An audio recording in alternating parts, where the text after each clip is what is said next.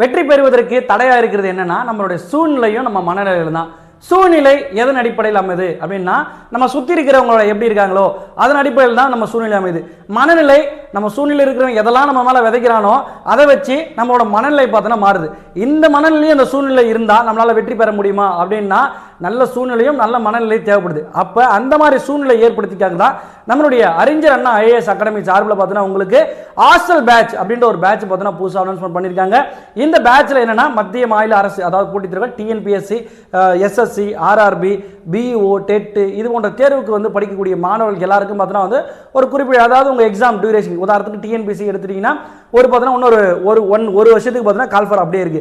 அப்போ இந்த ஒரு வருஷத்தை எப்படி சரியாக பயன்படுத்தணும்? ஏன்னா உங்களுக்கு மென்டார் இருக்க போகிறாங்க, அவங்க தொடர்ச்சியாக நீங்கள் என்ன படிக்கணும், டெய்லி டாஸ்க் இருக்கும் போது அந்த டாஸ்க் அடிப்படையில் நீங்கள் தொடர்ச்சியாக ரொட்டீனாக நீங்கள் செஞ்சுட்டீங்கன்னா வீட்டில் இருந்தால் என்னன்னா இதை பண்ணு அதை பண்ணு இப்படி பண்ணு அப்படி பண்ணு சொல்லுவாங்க. ஆனால் நீங்கள் ஒரு இடத்துல தள்ளி இருக்கும்போது நீங்கள் என்ன பண்ணுவோம், அவங்களே பார்த்தோன்னா பையன் படிக்கிறான். ஏன்னா ஒரு வருஷத்தை தெளிவாக எங்ககிட்ட கொடுங்க, ஒரே வருஷம் தெளிவாக கொடுங்க.